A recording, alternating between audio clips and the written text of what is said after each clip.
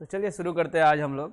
इसके बाद जो होगा आपका, पहले तो ये आप जान जाइए कि सिंटेक्स ही पढ़ रहे हैं और ये ग्रामर का पहला ही टॉपिक है। इसके बाद ग्रामर को रोक के अगला बार जब ये समाप्त हो जाएगा तो बुक पे जाएंगे और बुक आपका रेम्बो है, जिसका पहला पार्ट पढ़ेंगे Indian civilisation and culture, Gandhi ji का लिखा हुआ। तो बुक भी आप लोग खरीद लें तो ज़्यादा अच्छा रहेगा। इसके बाद हम लोग रेम्बो में जाएंगे, कहानी वाले सेक्शन में लेसन 1 पढ़ेंगे। इसके बाद मतलब अभी ये चलेगा ही नहीं कि एक दो दिन में ख़त्म हो जाएगा, अभी ये है। अभी हम पढ़ रहे हैं सिंटेक्स, और बहुत बार बता चुके हैं सिंटेक्स का मतलब सिर्फ होता है कि आप वर्ब को चुन लीजिए। वर्ब को चुन लीजिए कि वर्ब सिंगुलर होगा या प्लूरल। पूरा सिंटेक्स में एक ही कहानी चलते आ रहा है और चलेगा भी कि वर्ब कैसा होता है, सिंगुलर होता है कि प्लूरल। और इसके लिए अभी तक 9 नियम हम लोग पढ़ चुके हैं। अगला नियम होगा रूल नंबर 10, वर्ब चुनने के लिए कि कब कैसा वर्ब चुना जाता है। और रूल 10 जो होगा ये रूल आपका रिलेट करेगा नंबर से। नंबर जिसको आप संख्या कहते हैं, 1 2 3 4 जो आप समझ रहे हैं उसको, इसी से रिलेट करेगा। नंबर संख्या, नंबर को अगर बांटिएगा आप तो 2 तरह से बांट सकते हैं, निश्चित और अनिश्चित। अगर हम नंबर को बांट रहे हैं तो कहेंगे कि निश्चित संख्या है या फिर अनिश्चित है, डिफिनिट या फिर इनडिफिनिट। अगर डिफिनिट का बात किया जाए, डेफिनिट नंबर,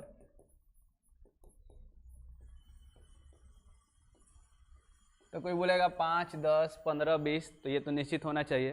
कोई बोलेगा पहला, 5वां, 8वां, 9वां, ये भी निश्चित होना चाहिए। मतलब इसको हम, अच्छा ये बताइए, तो कोई बोलेगा कि 5 और कोई बोलेगा 5, 5वां, दोनों में कुछ अंतर है कि दोनों एक ही है? बताइए क्या है अंतर? उल्टा नहीं बोल रहे हैं आप? और कोई बताए? 5 और 5वां, कोई बोलता है 6 और कोई बोलता है 6th, दोनों में कुछ अंतर होगा। 6 कहने का मतलब, अच्छा आपको बोला जाएगा कि जा 6 गो लड़का के ले आवा बेंच उठावे के बाद, तो क्या कीजिएगा? गिन के 6 गो लाइएगा ना जी। 6 का मतलब क्या? 1 से लेके 6 तक। और बोलेगा कि वहाँ जितना लोग खड़ा है 6ठा को बोले ले आइए, तो 6 को बोले ले आ जाइएगा, जाइएगा 6ठवा को गिनिएगा, 6ठवा को लेके आइएगा, सिर्फ एक को लाइएगा ना जी। तो यही अंतर होता है। अगर आपसे बोला जाए कि 5th बेंच वाला बच्चा खड़ा हो जाए तो बाकी बेंच वाला खड़ा हो जाएगा, सिर्फ 5वां बेंच को बोल रहे हैं। लेकिन 5 बेंच के सभी बच्चे आ जाए या 5 बेंच के बच्चे आए तो 1 से लेके 5 तक जितना है सब ना आएगा, तो इतना ही अंतर होता है। ये जो होता है TH लगा दिए तो ये ऑर्डर दिखाता है, पोजीशन दिखाता है कि उसी का बात कर रहा है, एक का। और गिनती में एक का बात नहीं हो रहा है, सब का बात हो रहा है। ये बेसिक अंतर है।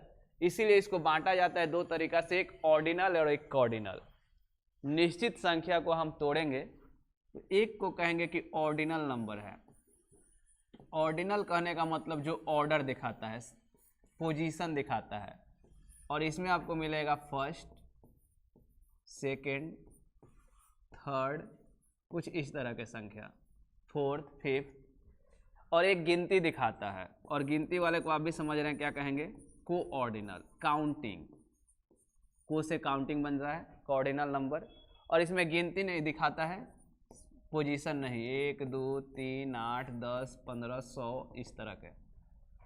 अगर 10th कह रहे हैं तो मेरा ऑर्डिनल है, और 10 कह रहे हैं तो 10 कह रहे हैं तो कोऑर्डिनल है, काउंटिंग दिखा रहा है।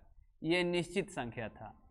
फिर से देख लीजिए, हमारा जो नियम होगा सिंटेक्स का, अब की बार नंबर से रिलेट करेगा। जैसे इससे पहले कबो कबो कुछ मिल जा रहा था, प्रॉपर नाउन से रिलेटेड है, इससे रिलेटेड है, उससे रिलेटेड है, तो अब की बार हम नंबर से रिलेट कर रहे हैं। नंबर 2 तरह के होते हैं, निश्चित और अनिश्चित। निश्चित नंबर का अगर बात किया जाए तो निश्चित को 2 भागों में बांट दिया गया है, एक जो पोजीशन दिखाए, ऑर्डर दिखाए, ऑर्डिनल, और एक जो गिनती दिखाए, काउंटिंग दिखाए, कॉर्डिनल। ये निश्चित था। अब हम आ जाते हैं अनिश्चित संख्या में, जिसको नाम दिया गया है इनडेफिनिट नंबर।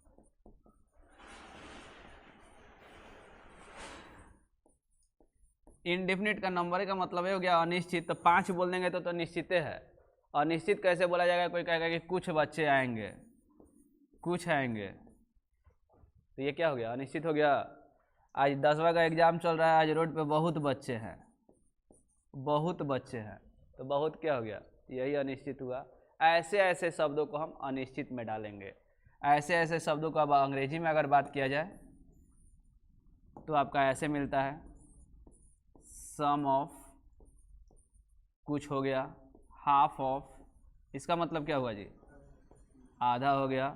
कोई कहेगा 2/3 ऑफ, इसका मतलब 2/3। रेशियो में बता रहे हैं, कहेंगे कि 1/3 बच्चों को आज नहीं आना है। 1/3 मतलब क्या, 3 हिस्सा में 1 हिस्सा नहीं आना है, 300 में 100 को नहीं आना है, 3 को में 1 को नहीं आना है। तो 1/3 2/3 ये सब क्या हो गया, रेशियो हो गया, ये सब अनिश्चित हो गया। कोई कहेगा 20% बच्चे को आज 20%, 30%,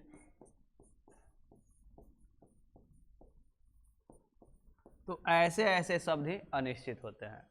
हिंदी का बात किया जाए, सम, कुछ, हाफ, आधा, 2/3, 2/3, 20% ऑफ, 20%। और एक बात बोले थे बहुत, तो बहुत का अंग्रेजी में बहुत होता है, इसलिए इसको इधर हम लिखने वाले हैं। कोई लिख देता है ए नंबर ऑफ, इसका मतलब भी होता है बहुत।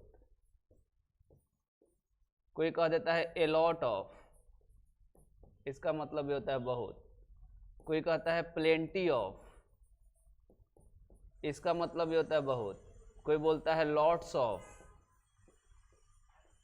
इसका भी मतलब होता है बहुत। तो बहुत के लिए इंग्लिश भी मेरे पास बहुत है।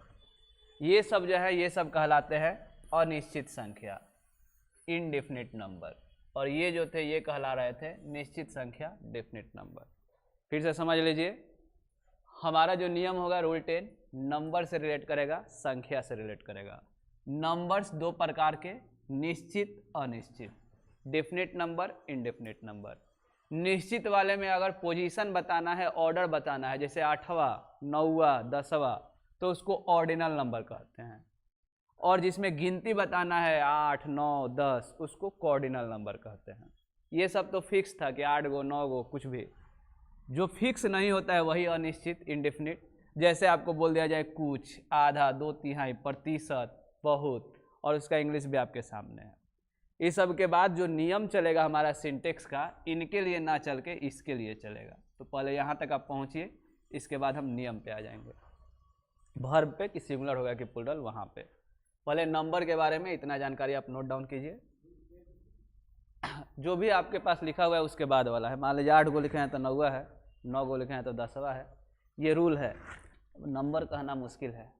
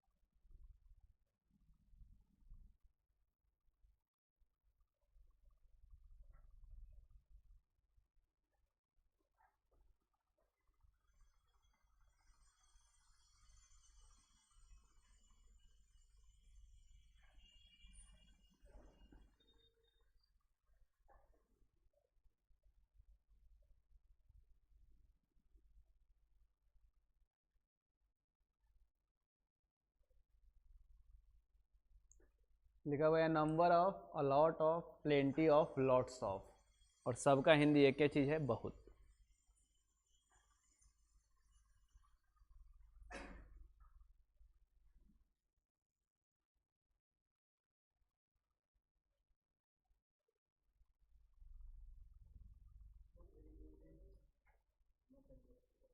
नहीं, यहाँ पे नहीं है।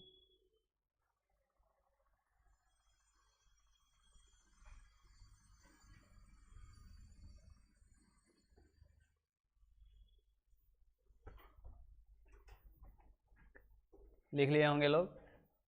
तो देखिए अभी तक आप देख रहे होंगे कि सिंगुलर प्लूरल में गए नहीं हैं, गए नहीं है क्योंकि अभी उससे पहले का ही बैकग्राउंड ही आपको बताया जा रहा है, यहाँ पहुँचने से पहले का अभी नंबर के बारे में ही जानकारी दिया गया। अब जब हम आएंगे सिंगुलर प्लूरल में तो इसके बाद होगा,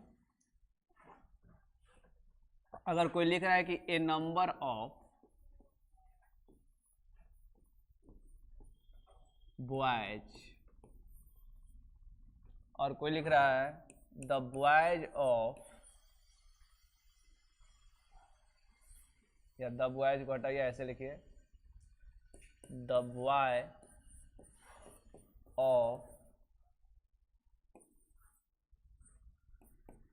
माई एरियाज योर। चलिए कुछ बात नहीं है, हम इसलिए लिख रहे हैं, आपके ध्यान को ले जा रहे हैं, अभी नियम नहीं है कि यहाँ पे अभी बताए हैं तो आपको याद है ना कि ये कैसा है, इंडेफिनिट नंबर है। लेकिन यहाँ पे फिर ऑफ को देख के आप कंफ्यूजन में आ सकते हैं, यहाँ पे इंडेफिनिट नंबर नहीं है। काहे नहीं है? क्या कि इधर भी एगो सब्जेक्ट आया और इधर भी क्या आया है, सब्जेक्ट आया है, और ये इससे पहले नियम पढ़ चुके हैं कि जब दो सब्जेक्ट को प्रीपोजिशन से जोड़ा जाए तो पहले वाले के अनुसार, याद आ रहा है। अगर यहाँ पे ऑफ को सिर्फ देख के निर्धारित करना रहेगा तो गलती हो जाएगा। इंडेफिनिट नंबर जो आप लिखें 5, 6 गो, 8, 10 गो जितना भी, वो फिक्स है, उसी को याद कर लीजिए कि सम ऑफ कोई लिख रहा है मतलब ये क्या है, आपका इंडेफिनिट नंबर है। लेकिन कोई लिख रहा है द फ्रूट्स ऑफ, तभी ये इंडेफिनिट नंबर है नहीं है। तो ऑफ से आपको पहचान नहीं करना है, ऑफ से कंफ्यूजन सिर्फ हो सकता है, पहचान नहीं हो सकता है। तो ऑफ को आपको ध्यान में ना रख के टोटल को याद रखना है, इसको नहीं ई वाले को, कि ये टोटल जो है इंडेफिनिट नंबर है। और ऐसे मिल जाए the fruits of my garden, तो इस समय आपका ध्यान पहुंच जाना चाहिए कि ऑफ से जुड़ा है तो पहला वाला के अनुसार। इधर भी एगो सब्जेक्ट है और इधर भी एगो सब्जेक्ट है, जब दो सब्जेक्ट को प्रीपोजिशन से जोड़ा जाता है तो पहला वाला के अनुसार, मतलब ये कन्फ्यूजन करता है। इतना ही नहीं, कन्फ्यूजन एक बार और करता है, उसको भी देख लीजिए। लिख दिए हैं ए नंबर ऑफ बॉयज, और अभी तुरंत बताएं कि ये कैसा है, तो इंडेफिनिट नंबर है। लेकिन ए के साथ ही ऑफ भी लगाकर कुछ कलेक्टिव नाउन को रखा जाता है, जो आप बचपन में पढ़े होंगे बहुत बढ़िया से, अभी पूछेंगे तो आप ही बताइएगा। अगर कहा जाए कि लोगों के समूह को क्या कहा जाएगा, पीपुल के लिए, तो यहाँ पे क्या लगाते हैं, तो आप कुछ अलग बताइएगा। और यहीं पे बोलेंगे कि चाबी के गुच्छे के लिए क्या कहते हैं, तब कुछ अलग बोलिएगा। यहीं पे बोलेंगे कि तारों के समूह के लिए क्या कहते हैं, तो शायद ध्यान पे होगा आप लोग को, नहीं भी हो सकता है। अगर कोई कहता है कि प्लेयर्स के समूह को क्या कहते हैं, तो हर बार अलग अलग आप बोलिएगा, देखिएगा आप खुद ही बोलिएगा। कुछ याद ना हो चाहे ना हो, चाबी वाला याद होगा। कीज के ग्रुप को क्या कहते हैं जी, ग्रुप कि बंच, बंच ऑफ कीज याद है, चाबियों का गुच्छा। बंच ऑफ ग्रेप्स, अंगूर का गुच्छा, जो गुच्छा में आते हैं उसके लिए आपको याद किए होंगे, कभी पढ़े होंगे या सुने होंगे, बंच का यूज किया जाता है। उसी तरह से लोगों के समूह के लिए ग्रुप का यूज किया जाता है, लेकिन स्टार्स के लिए गैलेक्सी का यूज किया जाता है या क्लस्टर का यूज किया जाता है। प्लेयर के लिए ग्रुप लिखेंगे कि टीम लिखेंगे, आसान दिमाग में आ रहा है कि टीमें लिखेंगे, ए टीम ऑफ प्लेयर होता है। अगर सोल्जर्स के लिए कहेंगे तो आर्मी होता है, an army of soldiers.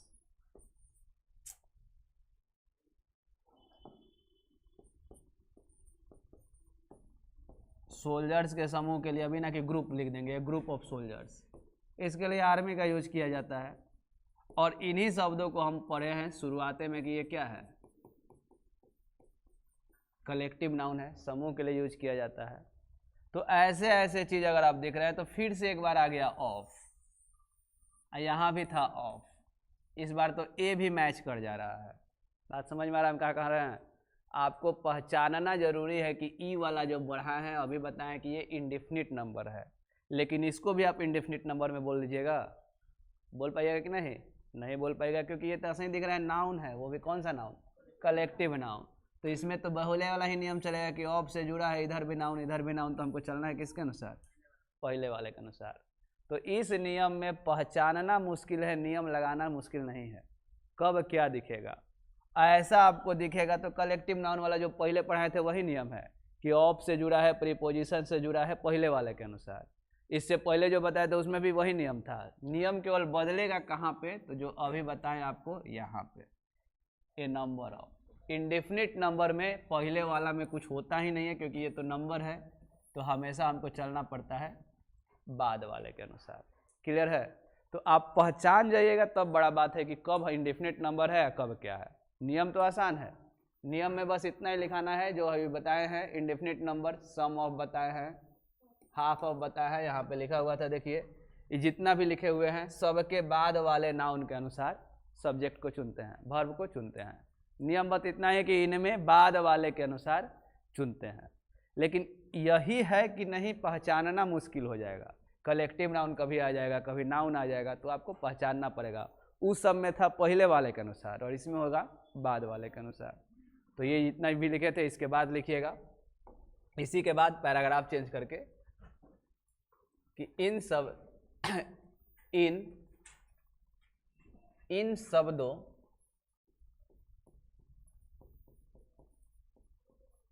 Bracket में लिख सकते हैं इंडेफिनिट नंबर्स, इन शब्दों इंडेफिनिट नंबर्स के बाद आने वाले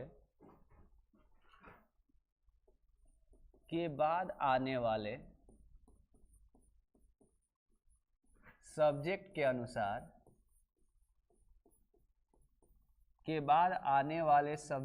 अनुसार, वर्ब को चुना जाता है।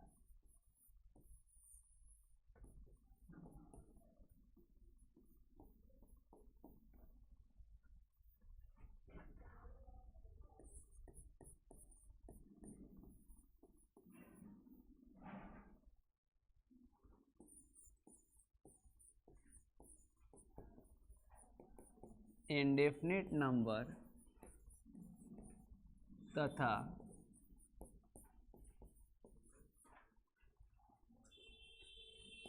फिक्स कलेक्टिव नाउन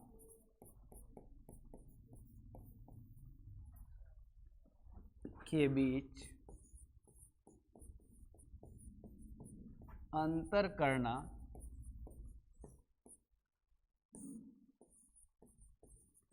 आवश्यक होता है।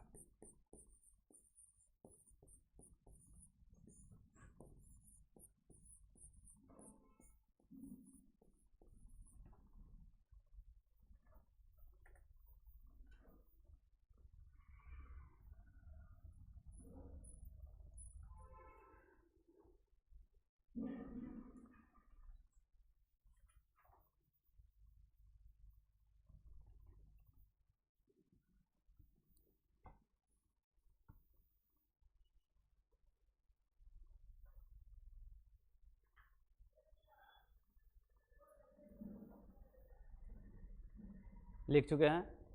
देखिए यही बात कब से समझा रहे थे, उतना उदाहरण देकर। नॉर्मली बोल दिए हम, यहाँ पे जितना भी शब्द लिखे हैं इंडेफिनिट नंबर में, सम ऑफ हो, हाफ ऑफ हो, 2/3 हो, या जितना भी चीज़ है, इसमें देखेंगे तो बाद वाले के बाद आने वाले सब्जेक्ट के अनुसार वर्ब को चुनना है। इसमें बाद में जो आएगा तो। और एक बात लिख दिया कि इंडेफिनिट नंबर जो है अभी जो पढ़ रहे थे ये वाला, और फिक्स कलेक्टिव नाउन को पहचानना जरूरी है, के बीच में अंतर करना जरूरी है। ये ना कि आप पहचान नहीं पाएँ, और नहीं पहचान पाएँ इसलिए पहचानने के लिए कुछ यहीं पे हम लिख देंगे कलेक्टिव नाउन, लेकिन हाँ वो आपका काम होगा कि उसको याद रखिएगा। या ऐसे लिमिटेड नहीं है, अनलिमिटेड है। कलेक्टिव नाउन कौन कौन हो सकते हैं? फिक्स वाले। इसके बाद आपको यही लिखना है अ टीम ऑफ प्लेयर्स। ये एक कलेक्टिव नाउन है, टीम जो की है। अ ग्रुप ऑफ पीपुल, ये भी कलेक्टिव नाउन है। अ बंच ऑफ कीज, ये भी कलेक्टिव नाउन है। An army of soldiers,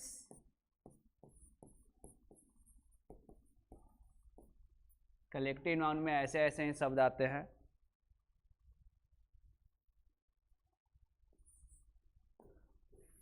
flock of ships,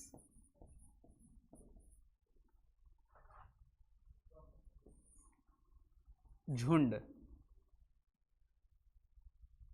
गाड़ियों का क्या होता है? जत्था होता है, और जत्था के लिए यूज किया जाता है ट्रूप। और ट्रूप ऑफ व्हीकल्स, कल ही नीतीश कुमार आए थे तो गाड़ियों का जत्था लेकर आए थे, तो जत्था के लिए हम ट्रूप का यूज करेंगे। और ये लिमिटेड नहीं है, पहले लिख लीजिए फिर हम बताते हैं।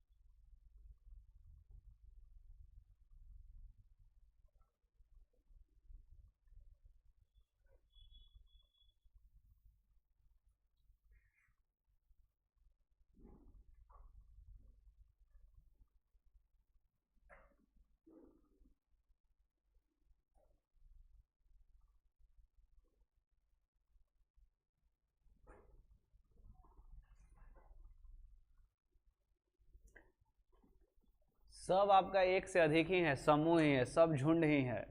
सब बोलने का तरीका बस अलग हो जाता है, क्योंकि सब तो समूह ही है, कलेक्टिव नाउन ही है। और ये सब जो है नाउन है, चूंकि तो आपको अंतर करना जरूरी था, क्योंकि इन सब में ऑफ के बावजूद हम पहले वाले के अनुसार चलेंगे, लेकिन इससे पहले जो मिला था इंडेफिनिट नंबर, उसमें बाद वाले के अनुसार लिख लिए हैं। बात शायद नहीं समझ पाए तो फिर से समझिए। अगर आपको इंडेफिनिट नंबर दिख रहा है, इंडेफिनिट नंबर कौन होता है? तो ये वाला होता है।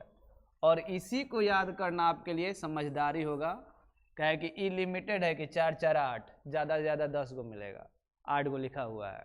लेकिन अब सोचिए कि ना हम कलेक्टिव नाउन को याद कर लें, तो ये अनंत है। जब भी कोनो समूह बनेगा तो एगो नाम आ जाएगा, कलेक्टिव नाउन तैयार हो जाएगा। तो ये ना कि उसको याद करने लगे, यही बात बता रहे थे हम, कि आपको ध्यान पे चढ़ाना है इसको, इंडेफिनिट नंबर को, कि ये जो इंडेफिनिट नंबर्स होते हैं, अगर ये सब दिख गया तो इसके बाद वाले सब्जेक्ट के अनुसार चुनना है। और बच गया, उसके अलावा कुछ दिख गया, जैसे कि ऐसा ऐसा चीज़ दिख गया, तो इसको कलेक्टिव नाउन कहेंगे। और इसमें पहले वाले के अनुसार, अब पहले सब में देख रहे हैं कि ए लगा है, ए माने एगो, एगो माने सिंगुलर, मतलब इसमें हर हाल में क्या पहुंच जाएंगे? सिंगुलर में। बात क्लियर हुआ? उदाहरण में आइए और ज़्यादा क्लियर होगा। अगर कोई लिख दिया है a team of players has या हैव arrived here,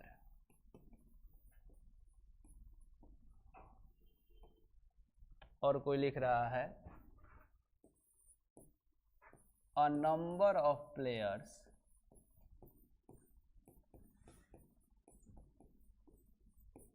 हैज या हैव अराइव्ड हियर।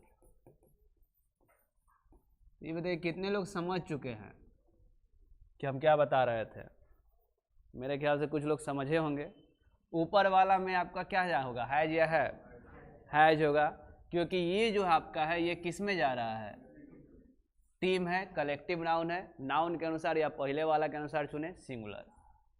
लेकिन जब इसमें हम आ रहे हैं तो किस में चला जा रहा है? इंडेफिनिट नंबर में। ए नंबर ऑफ द कोनो कलेक्टिव नाउन है नहीं, क्या है तो इंडेफिनिट नंबर। और इसमें बाद वाले के अनुसार, और बाद में प्लेयर्स है तो कहाँ पहुँच गए? हैव में पहुँच गए। यही अंतर करना जरूरी है। इतना ही नहीं, ऐसे भी लिख सकता है the players of my city, मेरे शहर के खिलाड़ी। अब किसके अनुसार चुनिएगा? ऑफ से जुड़ा हुआ है, पहले वाला के अनुसार। होता है जब दो सब्जेक्ट को किससे जोड़ दिया जाए? किसी प्रीपोजिशन से, तो हमेशा किसके अनुसार? तो आपको चुनना बहुत ज़रूरी है कि कहाँ जाएंगे। ये ना कि ऑफ लगल है एगो ध्यान, एगो जहाँ ऑफ लगाए तो ऑफ इतना खतरनाक है दुनिया भर के लेके आता है, दिक्कत दे देगा। अब यहाँ पे आप देखिएगा हैज या हैव, तो अब की बार कहाँ पहुँच जाइएगा? पहिलका के अनुसार। पहले क्या लिखे हैं? प्लेयर्स, और उसके अनुसार हैव। इस बार कौन नियम अप्लाई हुआ? दो सब्जेक्ट को प्रीपोजिशन से जोड़े हैं तो पहला के अनुसार। यहाँ भी वही था, दो प्रीपोजिशन को मतलब सॉरी दो सब्जेक्ट को या दो नाउन को तो पहला के अनुसार। बस बदला कौन? तो ये वाला। इसीलिए बोल रहे हैं कि यही वाला को आप याद कर जाइए। ये ज़्यादा नहीं है, कितना है तो ये बस इतना ही है। इसी को याद कर लीजिए कि इसमें बाद वाले के अनुसार, बाकी सब में पहला वाला होगा या फिर जो हाँ पहला वाला ही हो जाएगा। तो आपको ध्यान रखना है इसी के लिए, बाकी आपको पहले से पता था। तो अब हुआ एग्जाम्पल, नोट कीजिए।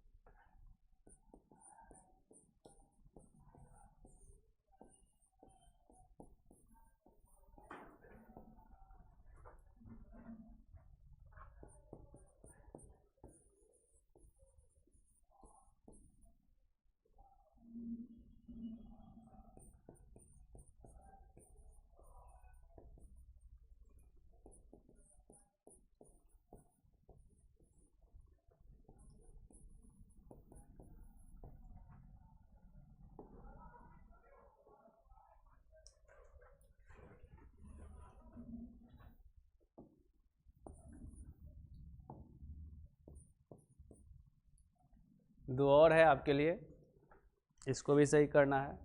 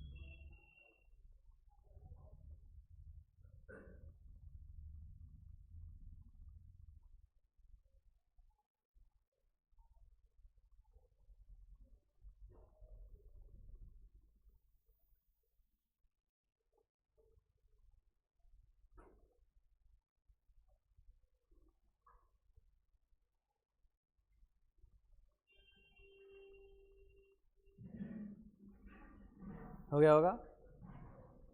सम ऑफ क्या है? इंडेफिनिट नंबर है कि नाउन वाला है? इंडेफिनिट नंबर है कुछ, और इंडेफिनिट नंबर में किसके अनुसार, बाद वाले के अनुसार। सम ऑफ माई फ्रेंड्स, प्लूरल में जाएंगे कि सिंगुलर में, सम ऑफ योर हेयर, हेयर क्या है, सिंगुलर प्लूरल, हेयर कौन सा नाउन है, पांचों में से बताइए। हेयर कलेक्टिव नाउन, समूहवाचक। हेयर आपका चला जाएगा अनकाउंटेबल, मतलब कि मटेरियल में, है ना। तो गिन के बता दीजिएगा कितना है, आसान हो सकता है, गिनने वाला नहीं है ना जी, तो अनकाउंटेबल में है, ये तो सोचने वाला बात है। और अनकाउंटेबल नाउन भी हमेशा क्या लेता है जी, सिंगुलर। ठीक है, कोई कोई बात को आप तर्क से समझ सकते हैं। अब हेयर में इतना सोचना का था, जिसको नहीं गिन सकते हैं अनकाउंटेबल, गिन सकते हैं काउंटेबल। हो गया, आगे बढ़ जाए। देखिए इतना पे रुक जाता तो बड़े आसान होता, हमको भी लगता, लेकिन थोड़ा सा भी और इसमें ट्विस्ट बचा हुआ है। ध्यान से देखिएगा, नंबर में आए थे, इसको तो बस जानकारी के लिए दिया गया था, डिफिनिट वाला, कि ऑर्डर वाला ऑर्डिनल होता है, गिनती वाला कॉर्डिनल होता है, इसका काम खत्म हो गया था। जब डिफिनिट में हम लोग, सॉरी इंडेफिनिट में आए थे, तो बोले कि इसको बढ़िया से याद कर लीजिए, क्योंकि यही सिर्फ है ऑफ वाला जिसमें बाद वाले के अनुसार चलते हैं। ऑफ है और ऑफ में बाद वाले के अनुसार चलना है, तो सिर्फ आपके पास यही है इनडेफिनिट नंबर, जितना भी लिखा है, चाहे वो सम ऑफ हो, हाफ ऑफ हो, 2/3 हो, ए नंबर ऑफ हो, ए लॉट ऑफ हो, प्लेंटी ऑफ हो, कुछ भी हो, बाद वाले के अनुसार। बाकी कुछ भी दिख जाए आपको, चाहे कलेक्टिव नाउन दिख जाए या फिर ऐसे भी ऑफ दिख जाए, दोनों तरफ सब्जेक्ट हो, हर हाल में हमको पहले वाले के अनुसार चलना पड़ता है। तो ये कन्फ्यूजन खत्म कर दिया गया, उसके लिए यहाँ पे उदाहरण भी दे दिया गया इतना सारा। अब जो नियम बताएं हम इंडेफिनिट नंबर वाला, इसमें अपवाद भी है, एक्सेप्शन, 2 ठो, और इसको भी ध्यान पे रखना है। अपवाद क्या है देखिए, अभी हम बताए थे ए नंबर ऑफ, ऐसा कुछ बताए थे, हिंदी क्या निकला था, बहुत। ए नंबर ऑफ में क्या बताए थे, इसके बाद में जो भी क्या आएगा, सब्जेक्ट, इसी के अनुसार क्या चुनेंगे, वर्ब चुनते हैं। तो ये अभी अपवाद हो गया कि ये नियम बता रहे हैं, ये तो नियम था। अपवाद अब आएगा कि ए नंबर ऑफ ना लिख के अगर इसी चीज को द नंबर ऑफ कोई लिख देता है, तब बाद में कैसा भी सब्जेक्ट हो उससे मतलब नहीं है, उसका वर्ब फिक्स कर दिया जाता है कि हर हाल में आप सिंगुलर ही लिखिएगा। क्लियर है, ये अपवाद नहीं था, अपवाद क्या है, ये है, ये तो नियम था आपका कि ये नंबर ऑफ में बाद वाले के अनुसार चुनते हैं। अपवाद ये हुआ कि ये नंबर ऑफ ना लिख के अगर कोई द नंबर ऑफ लिखा है, तो हर हाल में हमको सिंगुलर वर्ब लेना है। जैसे एक और था आपका नियम, परसेंट ऑफ लिखा है, 20% ऑफ, 30% ऑफ, तो हम बोले थे कि जो भी बाद में सब्जेक्ट आएगा उसी सब्जेक्ट के अनुसार आपको क्या करना है, तो वर्ब को चुनना है। फिर यही बात कि ये तो अपवाद नहीं था, ये तो आपको जानकारी दी है।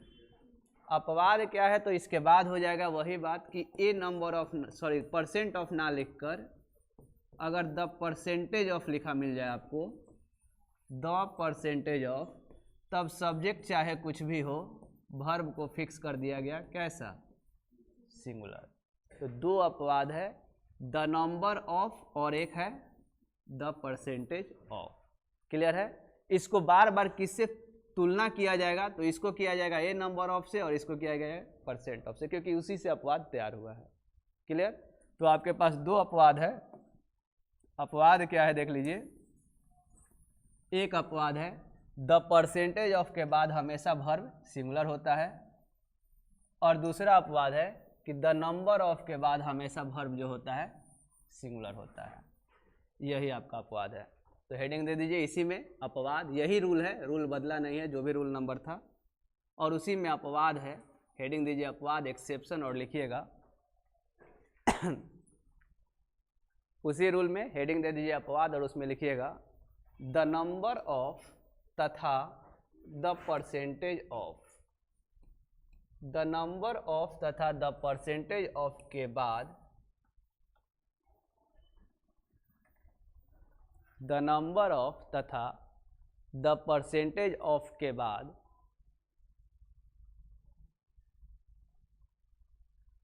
द नंबर ऑफ तथा द परसेंटेज ऑफ के बाद आने वाला वर्ब हमेशा सिंगुलर होता है।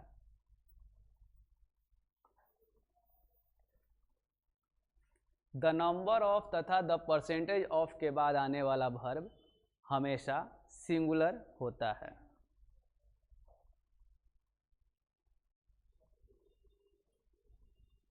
द नंबर ऑफ तथा द परसेंटेज ऑफ के बाद आने वाला वर्ब हमेशा सिंगुलर होता है।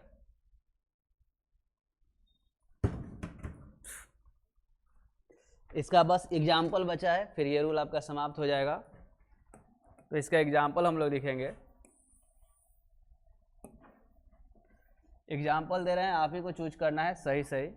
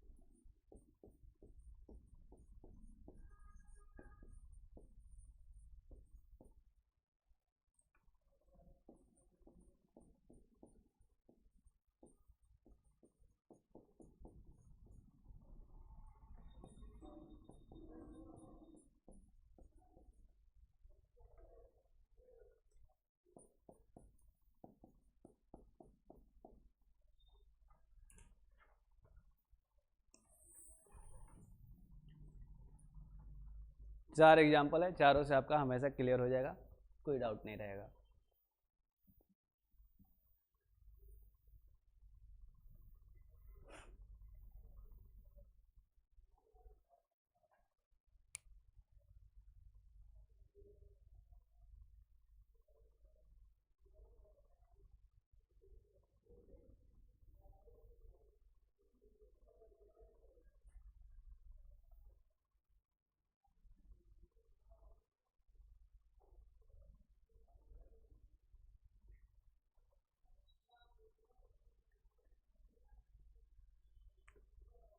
सही से भी भर लिए हैं लोग जिनका हो गया।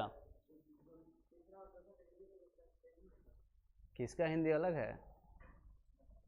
सबका हिंदी सेम ही निकलेगा, पहला दूसरा का सेम निकलेगा, तीसरा चौथा का सेम निकलेगा। हिंदी नहीं बदलता है, ग्रामर बस बदल जाएगा। लिखा हुआ है कि ए नंबर ऑफ बुक्स, मतलब बहुत ज़्यादा क्या, किताब, हैज या हैव बिन बॉट, खरीदा गया। तो नीचे वाला में थोड़े बदल जाएगा, नीचे वाला का हिंदी का भी बात किया जाए तो वही रहेगा। द नंबर ऑफ बुक्स, बहुत सारी किताबें, हैज बिन बॉट या हैव बिन बॉट, खरीदी गई। हाँ, ग्रामर में अंतर हो जाएगा। और नंबर ऑफ कोई अपवाद उपवाद नहीं है, ये क्या है, इंडेफिनिट नंबर है। और नियम कहता है कि बाद वाले के अनुसार, जो भी बाद में आया है बाद वाले के अनुसार चुनिए। और बाद में आप देख रहे हैं बुक्स आया है और बुक्स के अनुसार क्या हो जाएगा, हैव, इसके अनुसार चुने। लेकिन इस बार उसके अनुसार नहीं चुनना था, इसी को कहते हैं अपवाद, एक्सेप्शन। देखिए ऊपर लिखा हुआ है। और ये कहता है कि कुछ आए आपको हर हाल में सिंगुलर पे रखना है। इसका भी हिंदी वही होगा जो इसका होगा। कह रहा है कि 30% ऑफ फ्रूट्स, कितना प्रतिशत, 30% फल जो है रॉटन मतलब सड़ गया है। लेकिन नियम कह रहा है 30% ऑफ के बाद वाले के अनुसार चलना है। और फ्रूट्स क्या कहेगा जी, आर। अब की बार बोल रहे हैं द परसेंटेज ऑफ रॉटन फ्रूट्स, सड़े हुए फ्रूट्स की जो परसेंटेज है कितना है, इज 30। तो बात तो वहीं पहुंच गया ना, बस अंतर यह है कि इस बार जो है अपवाद आपको मिल गया, और अपवाद कहता है कि हर हाल में सिंगुलर लीजिए, और अपवाद का संख्या 2 है, यही दोनों अपवाद है। इतना ही रहेगा भी, ये रूल समाप्त। इस रूल में बहुत सारे कॉम्प्लिकेशन था, तो एक बार घर पे देखिएगा जरूर, और नहीं देखिएगा तो ये सब जब भी टेस्ट लेंगे तब आनंद आएगा, जब एग्जाम पूछेगा तब भी आनंद आएगा, क्योंकि बहुत सारा कॉम्प्लिकेशन है इसमें। अब आपको देखना है कि कितना बार इसको पढ़िएगा, जब बहुत ज़्यादा भारी हो तो उसको बार बार पढ़ना चाहिए। जा सकते हैं आज आप लोग।